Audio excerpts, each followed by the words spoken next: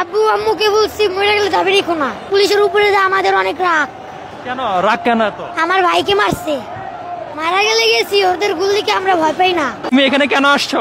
আমি এখানে আসছি আন্দোলন করতে। আন্দোলন করতে তুমি পারো? জি পারি।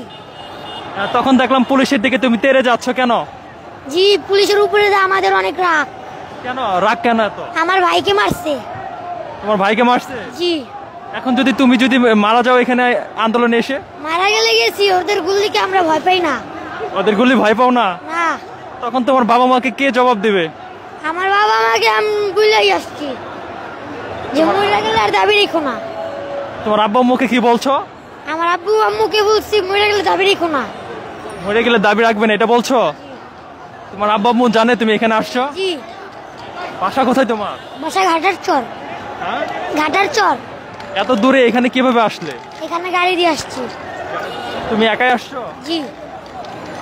এই যে এখানে বড় বড় মানুষ আন্দোলন করছে, গুলি করছে, পুলিশে এর আগে তো খবরে দেখছো না? দেখছি।